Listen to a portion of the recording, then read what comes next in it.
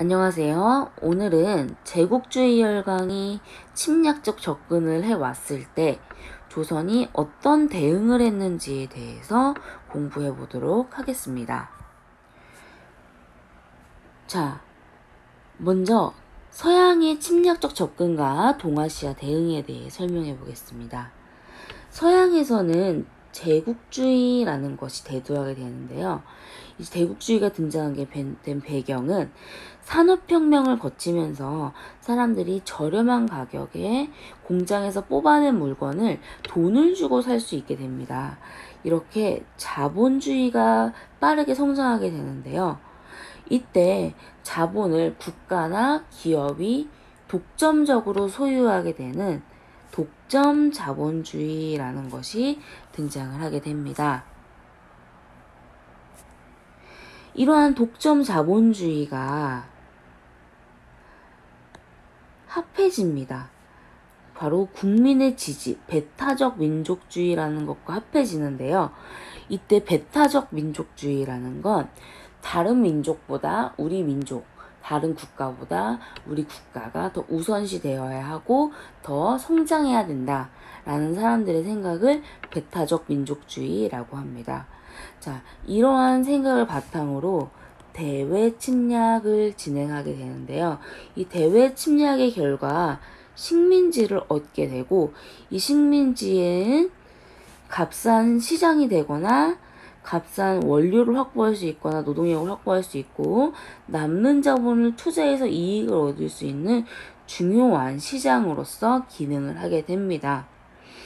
또한 이렇게 서양의 침략적 접근이 나타나게 된 배경에는요, 사회진화론이라는 것은 있는데, 사회진화론은 것은 강자가 약자를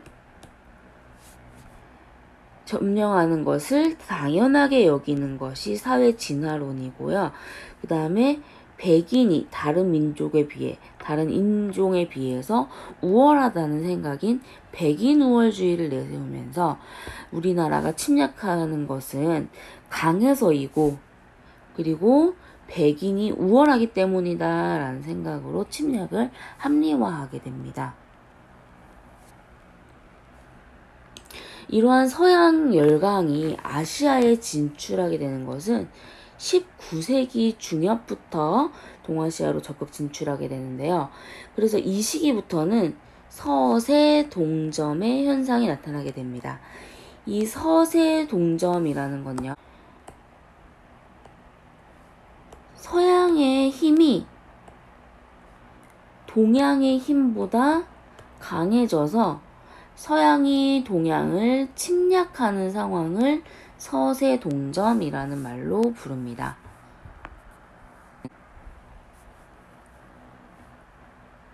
자, 이렇게 서세동점의 상황이 이어지면서 19세기 중엽부터 동아시아로 적극적 진출을 하게 되는 서양은요, 특히 영국, 프랑스가 중심이 되어서 청에 먼저 진출을 하게 됩니다. 자, 그런데 청과 영국이 무역을 하는 상황에서 청이 가져가는 이득이 더 많았고 영국은 무역에서 적자를 얻을 수밖에 없었어요.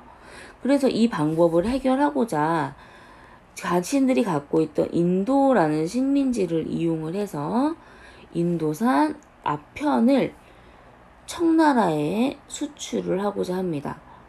자, 그 대가로 얻은 은은요, 다시 영국이 면직물을 인도에 팔게 되면서 영국에게로 고스란히 들어가게 되는 삼강무역이 나타나게 됩니다.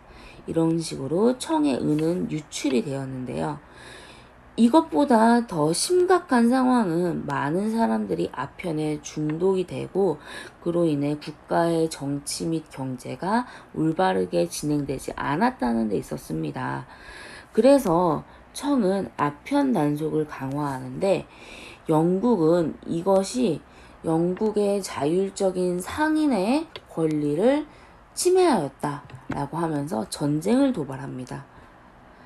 약했던 청의 무력에 비해 엄청났던 영국의 무력이 승리를 하게 되면서요. 난징 조약이라는 것을 체결하게 되고 그 결과 홍콩을 할양해주고 광저우를 비롯한 5개의 항구를 개항하게 됩니다. 이러면서 영국과 청나라는 합법적으로 무역을 할 수 있는 그런 내용의 조약을 맺게 되었는데요. 이것은 중국이 맺은 최초의 근대적 조약이었고요. 이때 근대적 조약의 의미는 국가가 동등하게 맺는 조약이다 라는 의미가 국가적 조약입니다. 자, 그 다음에 청이 맺은 불평등 조약이기도 했다. 이것이 난징 조약의 성격이라고 할 수 있겠습니다. 자, 이렇게 청이 다른 나라의 침략을 받게 되자 이런 외세를 물리치자는 반외세 개혁운동이 나타나게 되는데요. 그 중에 대표적인 것이 바로 이 태평천국운동이라고 할 수 있습니다. 태평천국운동은 멸만흥안을 구호로 내세웠는데요. 이 멸만흥안의 뜻은 당시에 대다수의 한족을 지배하고 있던 만주족을 멸망시키고 기존에 많이 존재하고 있는 한족이 다시 부흥하자, 즉 만주족이 세운 나라인 청나라를 멸망시키고 한족이 새로운 나라를 건국하자라는 의미가 바로 멸만흥한이라고 할 수 있습니다. 자, 그러면서 기존 정부에 반대하는 반봉건, 그리고 외세의 침략에 반대하는 반외세의 성격을 가진 것이 태평천국운동이라고 할 수 있었습니다. 이 태평천국운동은 굉장히 오래 지속되었는데요. 결국은 중국 청나라 정부의 탄압을 받아 멸망하게 되는 게 태평천국운동입니다. 실패로 끝나게 됩니다. 자, 그리고 이 시기에 제2차 아편전쟁이 일어나게 되는데요. 영국은 앞에서 5개의 항구를 차지했음에도 불구하고 무역 적자를 해결하지 못했습니다. 그래서 이런 문제를 해결하기 위해서 당시에 청나라에 진출하고 싶어 하던 프랑스와 연합을 하여 청을 침략하게 되고요. 결국 청나라는 영국과 프랑스에게 문호를 개방하고 그 조건적인 측면을 확대해 줄 수밖에 없었습니다. 자, 이 이후 서양의 침략이 가속화 빠르게 진행이 되었는데요.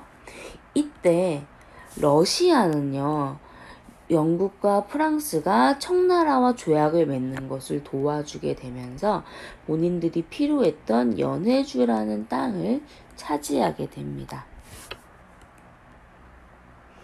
자, 이렇게 서양의 침략이 계속 가속되자 중국은 양무운동이라는 것을 실시하게 됩니다. 이 양무운동은 중체서용이라는 걸 원칙으로 하고 있었는데요.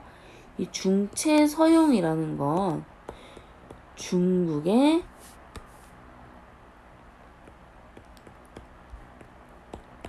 정신과 서양의 기술을 합하자는 게 중체서용운동이라고 할 수 있습니다.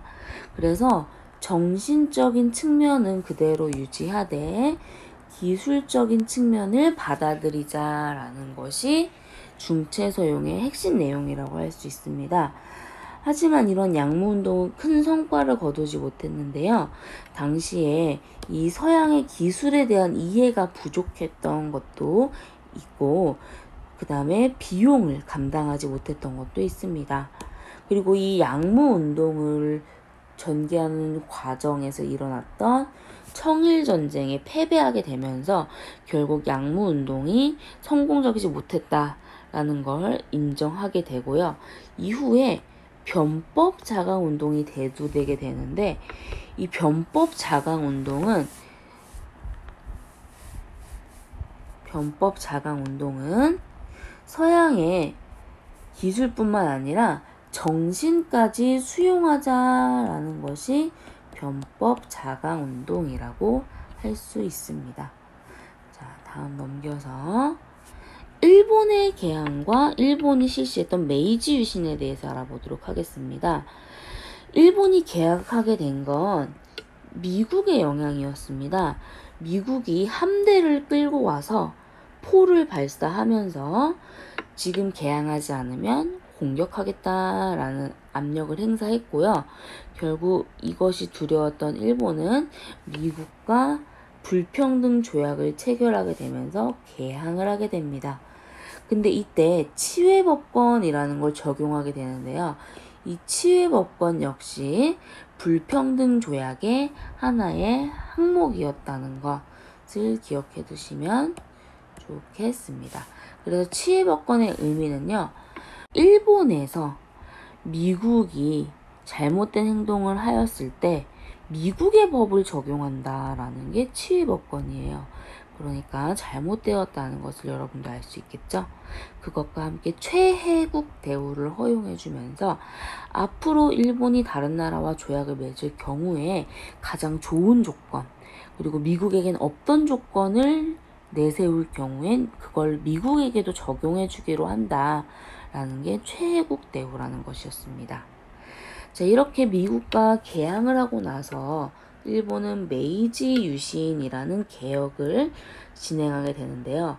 기존의 무사들이 정권을 장악하고 있던 이 막부라는 것을 없애면서 국왕이 중심이 된 새로운 정부를 수립하게 됩니다. 그리고 이 새로운 정부를 중심으로 개혁을 추진하게 되는데, 이때 개혁의 내용을 보면 신분제도를 폐지하고 그 다음에 국민들을 소집해서 군대를 양성하는 징병제, 오늘날 우리나라의 군대 제도와 같습니다. 이러한 징병제를 실시를 하고요. 그 다음에 국민교육의 실시가 있었고, 이와쿠라라는 사람을 중심으로 한 사절단을 미국과 유럽에 파견하여서 서양의 근대 문물은 어떤 것이 있나 배우고 돌아오는 그런 과정을 거치기도 합니다. 이 일본이 제국주의로 성장하게 된 건요, 일본의 산업화가 진행되면서 역시나 자본주의가 성장하게 되고, 이러한 축적된 자본과 그 다음에 무사정권이 타도되면서 일어나게 된 무사의 불만, 이 두 가지를 어떻게 해결할까 고민을 하다가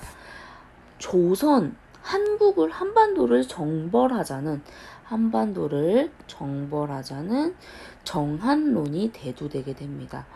그러나 이것은 아직까지는 실행되진 않았고요. 오히려 타이완을 침략하고 운요 사건을 일으키면서 조선의 개항을 유도하는 그러한 정책으로 나타나게 됩니다. 그 다음 있었던 자유민권 운동은요, 일본에도 민주주의의 바람이 불었던 적이 있는데요. 일본 정부는 이것을 무마하기 위해서 강력한 황제의 권력을 인정하는 대일본 제국 헌법이라는 걸 제정하게 되고, 그 다음에 제국의회를 구성하게 됩니다. 자, 그렇다면 조선에서는 어떤 정치가 이루어지고 있었나 보게 될 텐데요. 조선에서는 흥선대원군이라는 인물이 개혁 정치를 실시하였다가 주된 키포인트입니다. 우선 19세기 후반의 시대가 어떤 상황이었기에 흥선대원군이 개혁 정치를 할까 궁금할 텐데요. 자, 흥선대원군은 19세기의 국내의 세도 정치와 삼정이 문란한 상황을 해결하고자 하였습니다. 이러한 것이 해결되지 않으니까 전국적으로 많은 농민들이 봉기를 일으켰거든요. 그리고 국외적으로 봤을 때는 서양 세력의 침략적 접근이 계속되면서 조선 바닷가 주변에 이양선, 모양이 다른 배라고 해서 이렇게 생긴 서양의 배를 부르는 말이 나타났고요. 그 다음에 천주교가 들어오게 하게 되는데 서학이라는 학문으로 들어오게 됩니다. 자, 이 서학으로 들어온 천주교회는 조상에 대해서 제사를 지내는 것이 금지가 되어 있었기 때문에 사람들의 많은 반감을 사게 됩니다. 자, 우선 흥선대원군의 개혁정치 첫 번째, 통치체제의 정비부터 보도록 할게요. 그래서 세도정치를 우선 타파하고, 전에는 세도 가문을 중심으로 관리들이 채워졌다면 이제는 인재를 중심으로 해서 남인이건 서인이건 소론이건 그리고 세도 가문이건 상관없이 인재를 등용하고자 합니다.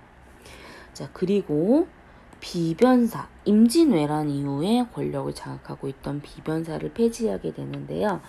이 비변사가 갖고 있던 정치적 권력은 의정부가 나누어 갖게 되고요. 군사적 권리는 삼군부가 나누어 갖게 됩니다. 그리고 변화한 시대에 맞춰서 법전을 편찬하게 되는데 이때 새롭게 편찬되는 법전이 대전회통입니다. 그 다음에 육전조례라는 법전 역시 같이 편찬을 합니다. 자, 그리고 경복궁을 중건하였는데요. 이 경복궁을 중건하기 위해서 원납전을 징수하고 당백전을 발행하는데 이때 원납전이라는 건 기부금을 뜻해요. 그래서 네가 나라의 안녕을 위해서 기부금을 내어라 라고 하는 돈을 원납전이라고 했고요. 당백전이라는 건 오늘날 5만원권과 같은 고액 화폐를 발행하게 됩니다. 하지만 이것이 오히려 물가를 상승시키게 되면서 많은 백성들의 불만을 가져오게 되고요. 특히 묘지림, 묘지의 주변에는 양반들이 심어놓은 울창한 나무들이 많았는데요. 이 나무를 베어서 경복궁을 중건하게 되면서 양반과 일반 백성까지 모든 백성이 불만을 품게 되었습니다. 자, 오늘날 복원된 경복궁의 모습입니다. 자, 그리고 서원을 철폐하게 됩니다. 서원이 어떤 문제점을 갖고 있었기에 철폐했냐라고 한다면 우선 기존의 붕당의 중심지가 되어서 중앙정치를 휘두르고 있었고요. 그 다음에 면세 혜택이라는 건 세금을 면제받는 혜택을 받았고, 그 다음에 농민을 수탈하는 그러한 곳이 서원이었습니다. 자, 흥선대원군은 왕권을 확립하고 백성들의 생활을 안정시켜주고 그리고 이를 바탕으로 국가재정을 확충하기 위해서 서원을 철폐하였고요. 이러한 서원의 철폐는 유학을 공부하는 학생인 유생의 반발을 얻게 됩니다. 자, 그 다음에 수치제재를 개혁하게 되는데요. 수치체제는 삼정의 문란으로 나타나게 됩니다. 이 삼정은요, 전정, 군정, 환곡 이렇게 세 가지를 얘기를 했는데 먼저 토지에 지나치게 세금이 매겨지던 전정의 문제점을 해결하기 위해서 토지조사 사업인 양전사업을 실시를 하고요. 그 다음에 군정의 문란을 해결하기 위해서는 호포제라는 걸 실시하는데 이 호포제는요, 양반도 세금을 내게끔 하는 게 호포제였어요. 자, 그러다 보니까 자연스럽게 누가 불만이 커졌을까요? 그렇죠. 세금을 내지 않던 양반이 세금을 내야 됐으므로 이 양반의 불만이 커지게 됩니다. 자, 그 다음에 환곡이라는 제도는요, 사창제라는 제도로 실시가 되는데 사창제는 양반이 개인적으로 창고에 있는 곡식을 이용해서 환곡 제도처럼 운영하게 하는 게 사창제였습니다. 자, 그리고 흥선대원군은 통상수교를 거부하는 정책을 펼치고요. 이것과 함께 두 차례의 양요가 일어나게 되는데 첫 번째는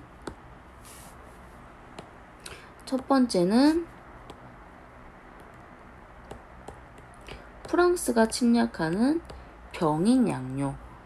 두 번째는 미국이 침략하는 신미양요라고 할 수가 있습니다. 자, 이 통상수교 거부 정책의 추진을 보시면요.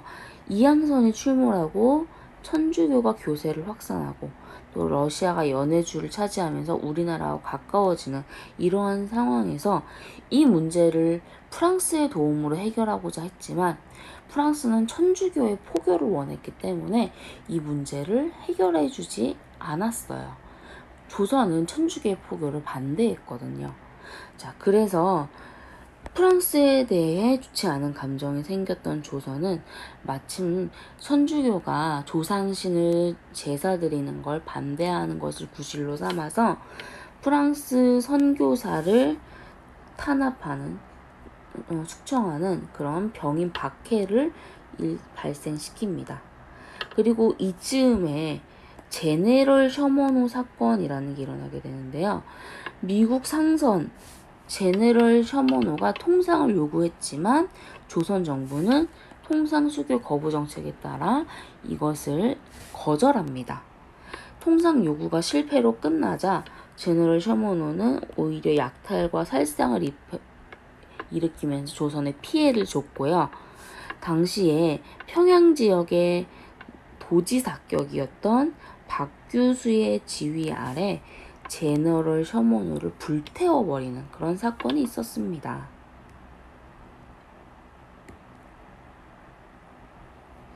자, 이러한 병인박해를